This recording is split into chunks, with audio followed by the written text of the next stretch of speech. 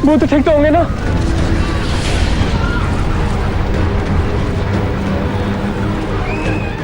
बुध, ये किसी भयंकर प्रलय का संकेत तो नहीं? आनंद, मेरे समीप आकर बैठो।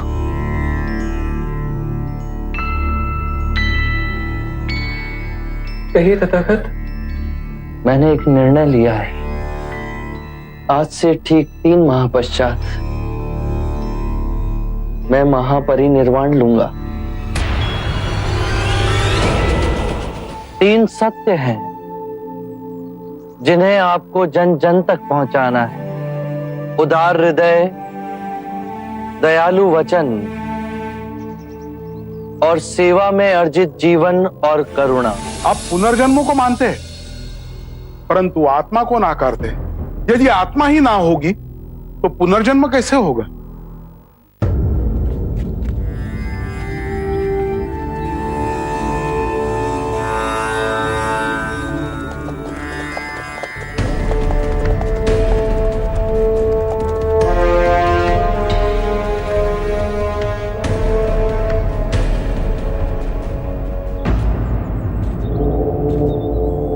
बुध, ये मैं क्या सुन रहा हूं?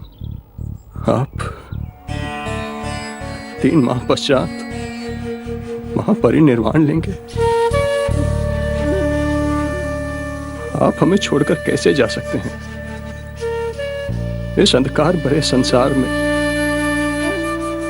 केवल आप ही प्रकाश का स्रोत हैं प्रभु। हमें इस अंधकार में फिर छोड़कर ना जाइए। आप इस संसार में ना होंगे, ये सोचकर ही मन भयभीत हो रहा है प्रभु। अजात शत्रु, मृत्यु का भय केवल उसे ही ना होगा जिसने अपना जीवन बुद्धिमानी से जिया हो। यह शरीर तो नश्वर, परंतु मेरी वाणी, मेरे सूत्र बन सदैव तुम्हारे हृदय में प्रकाशमयी रहेगी। प्रभु, मुझे अपने साथ ले चलें प्रभु। जीवन भर मैंने कोई मूल्यवान कार्य न किया। महानिर्वाण तक आपके साथ आपकी सेवा करने का सौभाग्य दें प्रभु।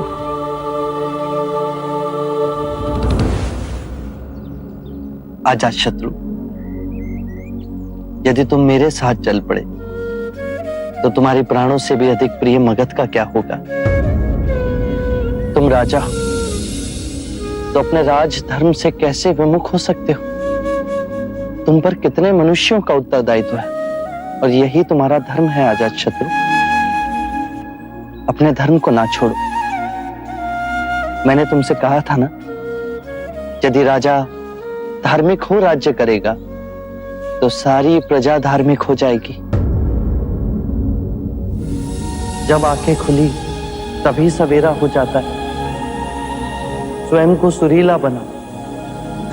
जब सुरीले हो जाओगे तो अपने अंदर धर्म का उदय पाओगे और उस धर्म से ब्राह्मण, मंत्रीगण, गृहपति सब कंपित होंगे, सब तरंगित होंगे। और जब वो धार्मिक हो जाएंगे तो सारी प्रजा धार्मिक हो जाएगी। प्रभु, आपको फिर न देख सकूंगा। इस भय से मेरा दम घुट रहा है प्रभु। जीवन जीने का एक ही रहस्य है, स्वयं को भय से मुक्त कर दो। ना ही आने वाले कल की चिंता और ना ही बीते हुए कल का रोना और ना ही भयवश किसी के साथ चिपको। जीवन का एक सत्य और समझो अजात शत्रु, यदि तुम किसी व्यक्ति, विचार, वस्तु से चिपकोगे तो उसे गवा दोगे। जिस क्षण तुमने सहायता के लिए हाथ फैलाना बंद किया, उसी क्षण से तुम पूर्ण मुक्त हो जाओगे। प्रभु, मुझे आपको छोड़ना होगा, किंतु आप मेरी अंतिम सांस तक मेरे साथ रहेंगे, मेरे अंतर मन में प्रज्वलित ज्योति की तरह आपका प्रकाश सदैव प्रज्वलित रहेगा।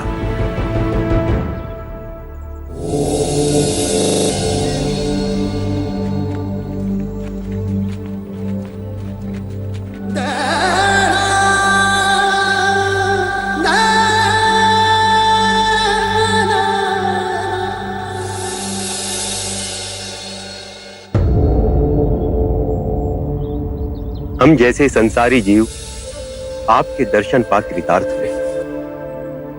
मेरे जैसे निम्न व्यक्ति का निमंत्रण स्वीकार कर हम सब पे बहुत बड़ी कृपा की। हम तो साधारण मानव हैं। क्या आप हम सबको धर्म के पद पे चलने का उपाय बताकर हम पर कुछ कृपा करेंगे?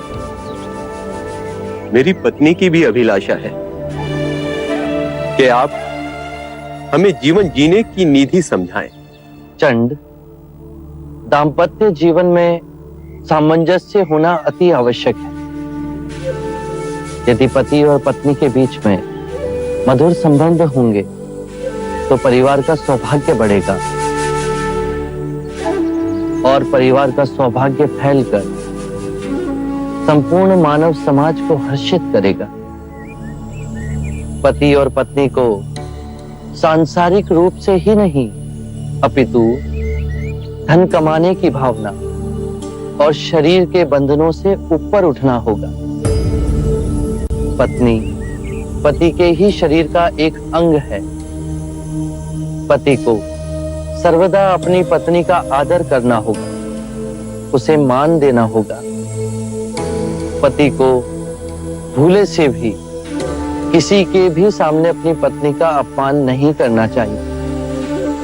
पतिव्रत का पालन पत्नी करती ही है। पति को भी पति धर्म का पालन करना चाहिए। उसे व्यभिचार से दूर रहना चाहिए। पत्नी की हर इच्छा को अपने हर निर्णय में सम्मिलित करना चाहिए। पत्नी का धर्म है पति से सर्वदा प्रेम करना। पति के परिवार को स्वयं का परिवार बनाना, उसके परिवारजनों के लिए सर्वदा अपने हृदय में प्रेम और सेवा का भाव रखना, अतिथियों का आदर करना। यदि परस्पर विश्वास से जिए तो परम ज्ञान की ओर एक साथ जाओगे। कृपा प्रभु, जीवन आपके दिखाए पथ पर चले, उसकी कुछ मूल नियम बताने का सौभाग्य दें। अच्छे मनुष्य की संगत करो। बुरे केवल वो हैं जो ध्यान पूर्वक नहीं जी रहे, वो तुम्हारा भी ध्यान छीन लेंगे। अपने आसपास ऐसा वातावरण बनाओ जिससे आत्मिक वृद्धि हो।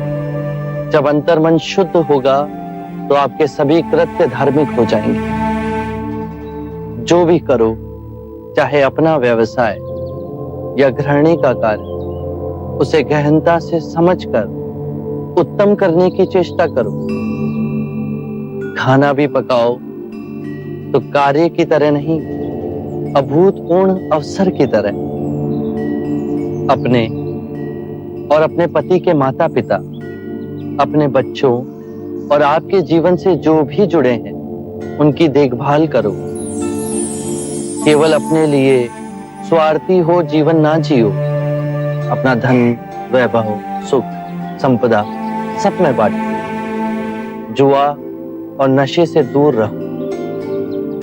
अपने अंदर नम्रता, कृतज्ञता और साधारण जीवन के पौधे को सींचो और उपजाओ। जब भी समय मिले भिक्षु से संपर्क कर ध्यान साधना का अभ्यास करो। उससे चिंता और कलेश मिटेंगे और आपके अंदर परम शांति का उदय होगा। स्मरण रहे, हर सवेरे जब आंख खुलती है तो हमारा नया जन्म होता है और इस दिन क्या करना है वो अत्यंत महत्वपूर्ण है। मनुष्य कृतज्ञ भाव से जीना भूल गया है। सांसारी को यह स्मरण रहे कि उसे क्या क्या संपदा मिली है। वृक्ष मिले, पुष्प मिले, वायु मिली, जल मिला, आकाश मिला। ये संपदा हमने तो नहीं कमाई।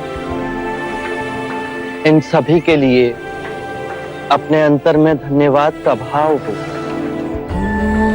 कृतज्ञ भाव से हर दिवस को जीते हुए सोचो। यदि बहुत कुछ नहीं सीखा तो कुछ तो सीखा। यदि कुछ ना सीखा तो हम अस्वस्थ तो नहीं हुए, और यदि अस्वस्थ हुए तो हमारी मृत्यु तो नहीं हुई। यदि कृतज्ञ भाव से भरकर जिएंगे तो इस सुंदर जीवन के प्रति पुष्प के समान खिल जाओगे।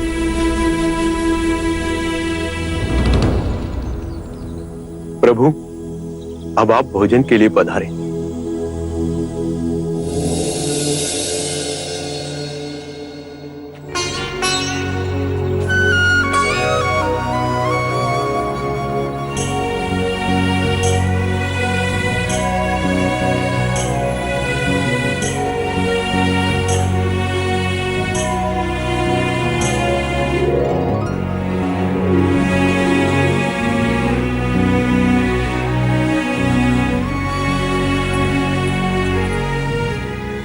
देखिए, आपने बुध को शुक्र माधव तो परोसा ही नहीं। जाइए, जाकर परोसाइए। अरे हाँ, ये तो मैं भूल ही गया। जी। मैं अभी परोस के आता हूँ।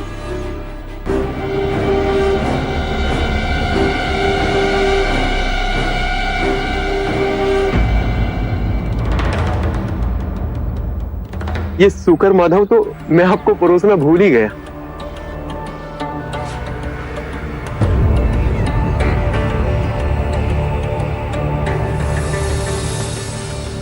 ये शुक्र माधव बड़े प्रयास से मैंने चंदन के वृक्ष से तोड़ा है। बड़े प्रेम से मैंने आपके लिए बनवाया है। कृपया इसे ले लीजिए।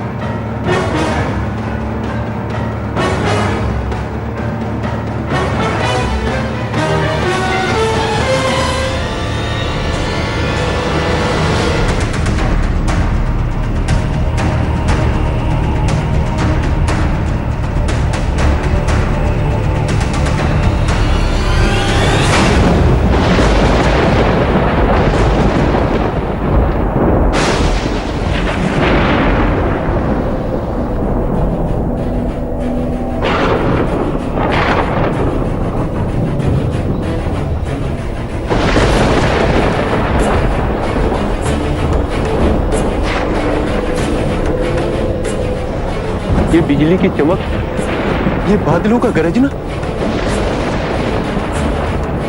ये वर्षा ऋतु का समय भी नहीं। चंद,